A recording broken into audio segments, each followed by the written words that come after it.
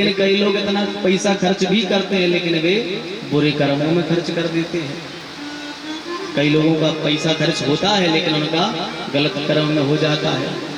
बस विचार का फर्क है भाई साहब।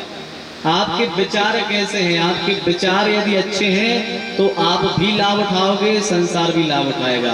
और यदि विचार बिगड़ते हैं तो खुद भी बिगड़ते हैं और सामने वालों को भी बिगाड़ते हैं। यानी कि विचार बन गए कि हम तो भैया कथा श्रवण करेंगे, तो उनने इस जगह अपना धन का सदुपयोग कर लिया। जैसे एक कुमार ने मिट्टी को बढ़िया पकाया, मिट्टी को बढ़िया मिलाया, उसने सोचा कि इससे हम चिलम बनाएंगे। उसने सोचा कि मिट्टी से हम बढ़िया चिलम बनाएंगे। तो चिलम बनाने के लिए उसने मिट्टी गीली करी, सानी, और उसने चाक पे लगाई और चिलम बना रहा था। चिलम बनाते बनाते उसका मन परिवर्तित हो गया।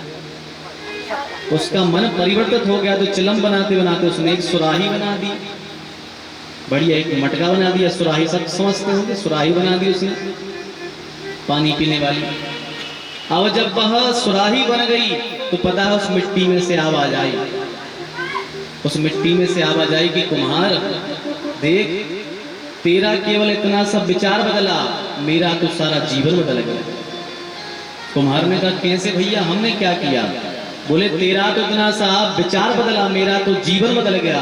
बोले कैसे? बोले यदि तू बना रहा था चिलम और तू यदि मुझे चिलम बनाता तो मैं खुद भी जलती और जो मेरे द्वारा गांजा पीता उसको भी जलाती। गांजा जलाता कि नहीं? शरीर को बताओ, खून को जला देता कि नहीं? तो चिलम कहती है मैं भी जलती और सामने वाले को भी जलाती। लेकिन कुमार तेरा इतना सा भाव बदला जिससे तूने चिलम की जगह सुराही बना दी, तो अब इसमें पानी भरा जाएगा तो हम भी ठंडक होंगे और जो इससे पानी पिएगा उसको भी ठंडक मिल जाएगी, शांति मिल जाएगी, उसके जी को भी शांति मिल जाएगी। तो केवल विचार का फर्क है कि नहीं? बता, केवल विचार का इतना सा उसका संग अच्छा हुआ कि उसने चिलम की जगह सुराही बना दी और अपना भी कल्याण किया और उससे हजारों लोग पानी पिएंगे, उनका भी उद्धार होगा, उनको भी उससे शांति मिलेगी। तो ऐसे ही धन का खर्च तो हर व्यक्ति करता है, लेकिन यदि उसका थोड़ा सा मन परिवर्तित हो जाए, सत्संग में थोड़ा सा मन लग जाए, तो कई लोग ऐसी दिव्य कथा करा करके अपना भी उद्धार कर लेते हैं। जैसे हमारे यजमान परिवार ने किया, खुद का भी, अपने पितरों का भी, और जितने लोग सुनने आएंगे उन सबका भी उद्धार इस कथा से हो जाएगा। ऐसी भागवत की कथा है। जब हमने कलश यात्रा प्रारंभ की यहाँ देवस्थान से, तो हम तो भैया बैठे थे बंगी में, हमें तो उतना ताप नहीं हुआ। लेकिन धन्य है वे माताएं बहनें, धन्य है भैया लोग, जो इतनी लंबी कलश यात्रा बिना कुछ पैरों में पहने हुए, इतनी कड़ाके की धूप, आज ही इंद्र, आज भी सूर्य नारायण इतने तप रहे थे, है कि माताओं बड़े अथक परिश्रम से, बड़े लगन के साथ, यही तो ये सबके थोड़े थोड़े पुण्य यही तो इकट्ठे होते हैं कि सब कैसे भाव कि भैया कथा हो रही तो हम तो चाहे धूप हो चाहे कुछ हो, हम तो कलश यात्रा में जाएंगे ही जाएंगे। यही तो भगवान की भक्ति है। कथा तो अब ऐसा नहीं है कि हमने जब बोलना प्रारंभ किया तब कथा प्रारंभ हुई ना, कथा तो वहीं से प्रारंभ हो गई थी जब से कलश यात्रा प्रारंभ हुई थी, वहीं से आप सबके पुण्य इकट्ठे होना चालू हो गए थे। भगवान आप सबके भाव को देख रहे थे, तो माताओं ने बड़ी श्रद्धा के साथ में इतनी लंबी कलश यात्रा संपन्न करी। धन्य है ऐसी माताएं जो भक्ति को आगे बढ़ाती हैं, ऐसी माताओं को तो हम प्रणाम करते हैं। धन्य है माता, क्योंकि भैया यदि आज वास्तव में देखा जाए तो केवल माताओं के ही कर्म से धर्म टिका हुआ है। माताओं से धर्म टिका है। आप तो देख लेना, जितनी कथाएं होती हैं, या मंदिर में देख लो आप, या कथा के पंडाल में देख लो, तो सबसे ज्यादा संख्या माताओं की ही पाई जाती है। सबसे ज्यादा संख्या माताओं की पाई जाती है। तो माताएं धन्य हैं जो धर्म को आगे बढ़ाने में निरंतर लगी रहती हैं। आप सब भी धन्य हैं, आप सबने इतनी अथक प्रयासों से कलश यात्रा संपन्न कराई। सब थके तो होंगे, सबके हाथ पैर दर्द हो रहे होंगे, पर आज पहला दिन है तो कुछ अपन महात्मा की चर्चा कर लेंगे।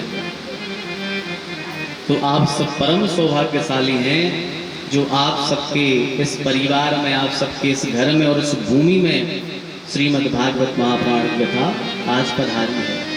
ये भाग्यों से होता है भैया।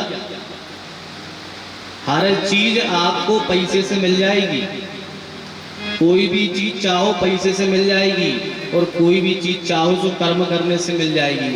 लेकिन भागवत की कथा ऐसी है कि ये पैसे से नहीं मिलती, ना तो ये पैसे से मिलती है, ना ही ये कर्म से मिलती है, ना तो ये धन साध्य है, ना ही कर्म साध्य है। यदि कथा आपको मिली है तो केवल और केवल कथा मिलती कृपा से।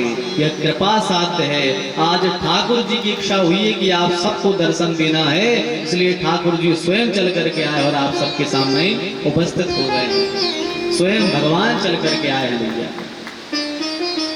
कथा भाग्य से होती है।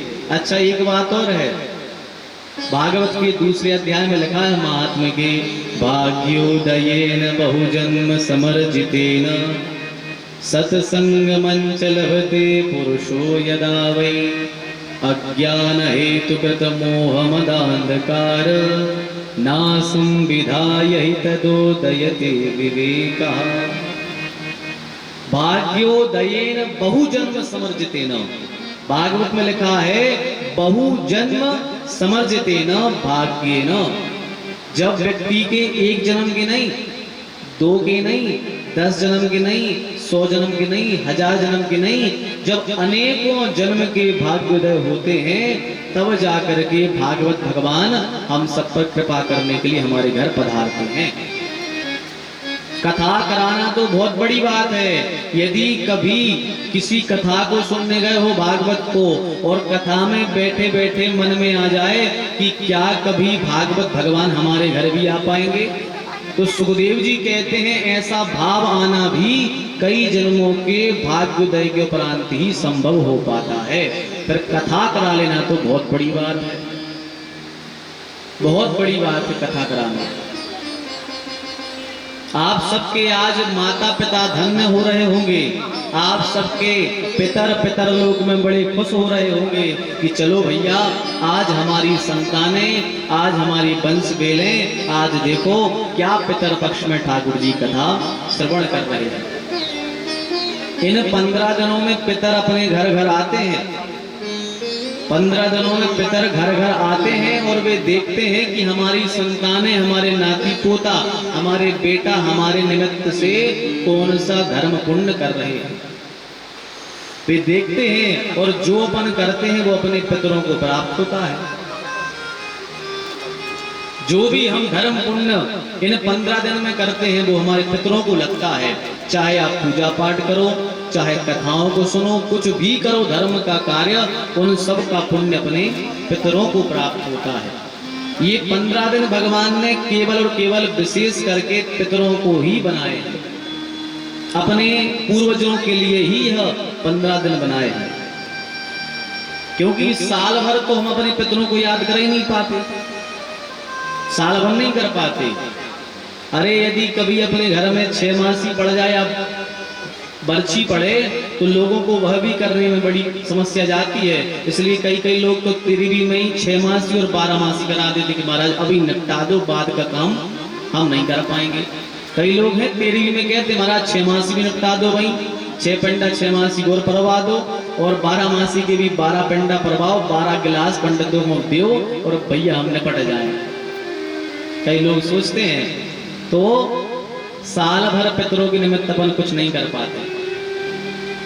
यदि कोई कहे कि भैया पितरों के लिए कुछ पिंडदान कर लो 6 महीने में, कुछ पिंडदान कर लो, तो लोग कहते हैं महाराज हमारी दुकानदारी चल रही है, हमें अपने काम काज करने हैं, अभी तो समय नहीं है, कर लेंगे फिर। तो लोग टाल देते हैं कि अभी नहीं कर पा रहे।